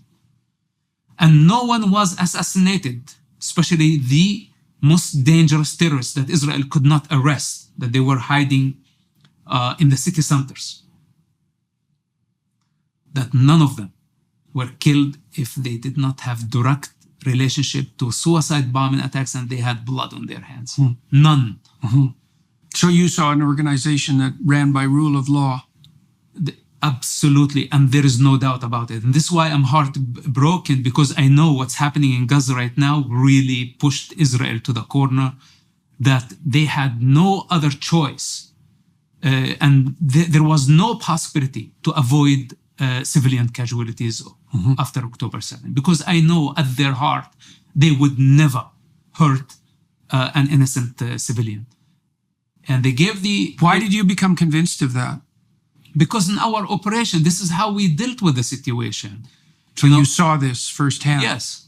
Like later on, one of the exceptions of my entire career, that it was a day where the agency had no choice but to kill one of Yasser Arafat's bodyguards. His name was Muhannad Abu Halawa. This guy was killed about 13 Israelis, and he was hiding in Yasser Arafat compound. I was the one who discovered him. So I was the only one who could recognize him. And the Israeli intelligence said, listen, we have no one else except you. And this guy is going every night shooting and killing people. Yasser Arafat gave him immunity. The Israeli intelligence could not go into Yasser Arafat compound and arrest him. And they could not predict where he's going. And they didn't know how he looked like. So they wanted him dead. That was the only way to deal with him. So the agency said, listen, you have your moral thing. You don't want to kill anybody. But if this guy is not dead, he's going to kill people tonight, tomorrow night, and he's going to go like this. So this is when I had to compromise. The first attempt, a top Fatah leader was in the car. His name is Marwan Barghouti. He's today in Israeli prison, and everybody said that this could be the next Palestinian president. And the operation was cancelled because there was other terrorists in the car. I'm not talking about like a civilian in the car. And this guy was so hard to find. Like the agency would say, it's like, you know what? Eliminate both of them. We are not going to take a risk that he's going to kill more Israeli civilians. And the operation was canceled. I was really shocked. Okay, I was shocked. So our job was many times when we knew about a safe house of a terrorist, okay, is his family there? Okay, when is his family leaving? It always civilian situation was taken into consideration. And this is a 10-year experience. So when people come to me today, it's like that Israel is ethnically cleansing the Palestinians. It's a lie. Israel is accountable to international law. Israel cannot do this. Even if there was corruption, let's say some racist within the IDF and they did something illegal, they would be held accountable. But this is not a state policy. It cannot be. But people want to see it in black and white. If you come try to bring them other truth, like for example, what's happening today is a collateral damage. And it's not only that. Who's killing the civilians? Did people take into consideration that Hamas put booby traps everywhere? And how would we know the difference between Israeli airstrike and Hamas booby trap that targeted civilians? And how do we know actually that it's not in Hamas' interest to kill civilians? So then how many Hamas... It's clearly in their interest. Of course. This is the most powerful weapon in their hands to delegitimize Israel and get legitimacy on a global level. I think it's impossible to understand the situation in Israel without understanding that the Palestinians are expendable. Yeah. So Hamas is committing not only a capital crime by committing a genocide on October 7, which actually defines the genocide. Then the Muslims around the world outnumber Israel and change the narrative so fast that we go from a Jewish genocide on October 7 to a Palestinian genocide in less than 70 days. This is how fast... That's effective work on Iran's part, in my estimation. So we're running near the end of the time we have in this session. For everybody watching and listening, I'm going to continue this conversation on the Daily Wire Plus side for another half an hour. Be welcome to join us there. I guess I'd like to ask you, there's many things, obviously, that we've left undiscussed, but that's going to be how it is. I would like you to tell me what you think about what's happening on the streets in Western cities, but most specifically on university campuses with regards to the pro-Hamas movements that seem to be everywhere. And if you were speaking with a group of students who are acolytes of the victim-victimizer narrative and portraying their moral superiority by adopting the identity of allies of Hamas, it's like, what do you have to say about that? Again, it's not one phenomena. It's many with different motives are coming to claim to be a pro-Palestine. It's not only a pro-Hamas. Hamas is actually igniting the bloodlust in many of the demonstrators.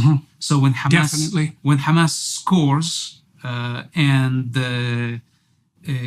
shed blood, this gives them the pleasure of inflicting pain on their opponent. They say, oh, they deserved it. Because they are the Zionists, they're the colonizers, they're the occupiers, they are the bankers.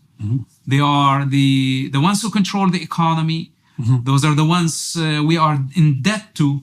So so many people come with a different motive, and this is just the hatred against the successful minority. This is the curse when you are a successful minority. Many people are going to come after you, especially if you are down or if you are wounded, that they will come and try to kick you while you're down. So many forces that they are, as we discussed at the beginning, that they are opposing forces, but somehow they got united in a very disgusting way. that shows you the moral decay of such groups. And I'm not talking only about students. There are historians, there are intellectuals, there are lawyers who bought into the BDS, or the pro-Palestine propaganda, which is basically that Israel is an apartheid state, that Israel has been, or the Zionists been ethnically cleansing the Palestinian people. If the Palestinians had a Palestinian state, we would have not been in this situation.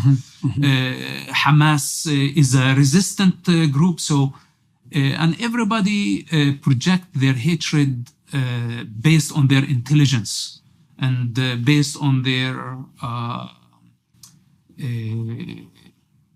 ability to express that. So some intellectuals, they can represent their hatred, but in a deceptive way that does not show hatred, just like show... it's always allyship for the victim, you know. Yes. Yeah, that's the best possible mask for like a sadistic hatred. That's for sure. Yeah. So... Are you speaking anywhere? Like, do you have the opportunity to speak publicly? Well, I have been canceled from many universities because you probably now understand why. But I'd say so. But I'm okay with that. You know, I'm not afraid of being canceled. I've been canceled by my own family, by my own people. So when I have American campuses or American universities canceling me, I'm not affected. Like, I don't feel ashamed.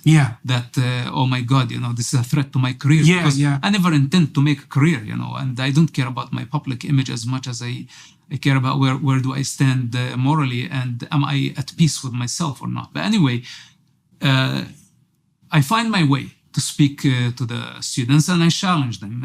Yesterday we had a debate. I thought, I've been trying to get the pro-Palestine advocates, any one of them, to an open debate. Let's go, let's talk about the thing. This is the way of the West, dialogue. We cannot be clashing like this, inciting for violence, harassing Jewish people, harassing successful people, bringing the Hamas nightmare into the American soil. Globalizing the intifada, globalizing the chaos. Well, these are very dangerous terms that we don't know what we're talking about. From the river to the sea. They don't understand that back in 1987, when people start chanting from the river to the sea, violence followed just shortly after that. And this is my childhood trauma. And when I saw the people chanting from the river to the sea, I knew we were in trouble. So this is why I tried to counter this force, but nobody wants to listen. So I thought to myself, yeah, well, that narrative, that underlying narrative of victimizer, that's very intractable. It's a very difficult thing to move. It's so morally attractive. Well, I try to get them out of their comfort, out of their convenient truth, and they will crucify you. This is the price you pay. So practically, just 2 days ago, we had a debate. I had to pay somebody $20,000 from my pocket to debate me on the topic because no one else agreed to Where was that debate? Berkeley University. And that's one of the most respectful educational institutions that they cannot even host a debate on their own. A debater had to pay from his own pocket to bring his opponent to have a discussion. And the funny thing, that this guy acts like a giant outside of the debate. Like when you see him, Al Jazeera is Al Jazeera host and was a CNN anchor. Delivered a speech to the United Nations and called from a United Nations podium from the river to the sea. But when he came to the debate, he agreed with 90% of the things that I was saying. I was like, then who are you? That you're outside, you know, just this outrageous anti-Zionist, anti-Israel, pro-Palestine, and all of a sudden here, you're just chickened out. And I cannot find a debate, like a decent debate. I've been calling them out, you know, come debate me, let's talk about this. This is not a joke. Children are dying. This is not a political stand. This is not a career. I'm not your typical expert coming on the topic. You get in the way where I'm trying to stop the death of innocent children, protect them from predators that have been killing them for 70 years by the name of Palestine. You get in my way, I destroy you if necessary. So I'm not politically correct. I cannot be, and I don't care if you cancel me or not. And I'm not in a position even to reason with you. We are at war right now. It's finished. We can talk about it later. But it breaks my heart that America is my country now. And I have responsibility towards the people. That we don't want to bring the intifada here. We don't want to globalize the intifada. In fact, we want to deglobalize it. We want to localize it. We want to cut all the foreign entities that have been trying to take advantage of this conflict. And we have to give the power to the people, to the Arabs. They are Arabs. They are not Palestinians. So please help me with this. This is what I've been trying to spread, that there is no such a thing as Palestine. Palestinian is a political identity. It's a corrupt one, a colonial one. It's actually very disrespectful for the Arabs who were born in that region to call themselves after a colonial entity and adapt it as a national identity. It's just absurd. This is why I don't use the term for myself. We say, no, keep them Arabs. They were born there. They have the birthright to be there. But what they need, they don't need a state. They need a police force. They need education. They need economy.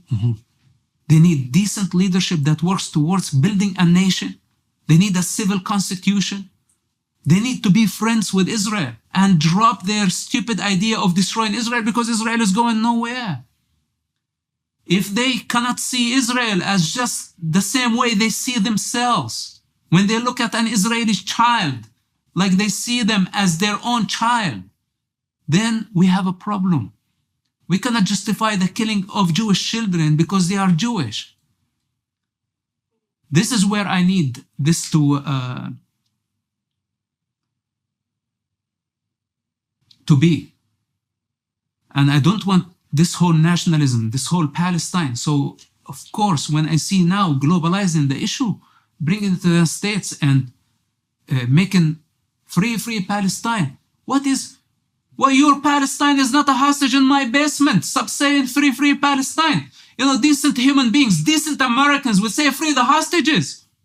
Not tear down the posters of hostages, you know, not even allowing their families to represent their case in the land of the free. And what they want to free? They want to free a concept, a dangerous political concept that actually depends on the destruction of order. At the expense of children, at the expense of generations, at the expense of individuality. Who are we? You know, we are Americans. This is, I mean, not only Americans, anybody in the West. This is our value system. So this is where it gets really, as you see, like I speak about it with lots of strong emotions because there is no way, there is no other medium for me. What's happening is absurd, not only on the American campuses. Before you say free Palestine, at what expense? At the expense of Israel? You want ethnic cleansing from the river to the sea? So this hypothetical political entity would take place in reality? And who's going to pay the price? The Palestinian children? And for how long? We have been paying this price for 70 years. And all we received in return, suffering, pain, confusion, and a minority of con artists became billionaires. Yasser Arafat had $9 billion in his bank account before he died, and it vanished because his wife stole it after she killed him. And this is the first time I see it in public. Yes, after his wife unplugged the life support and he died. Even the Palestinian people don't know this. And let them go figure. His wife is his killer. So we're talking about such corruption and fight for money where the first lady is killing the father of the nation. And in the meantime, screwing a Mossad agent. So I'm done with this. I don't want to see more children dying, and I don't care for the Palestinian entity. All right, sir. Thank you. We'll you for pick this up on the Daily Wire Plus side for everybody watching and listening. Yeah. Thank you very much for talking to me today. Thank you all for your attention. And as I said, if you want to join us on the Daily Wire Plus side to conclude this conversation, please feel more than welcome to do so.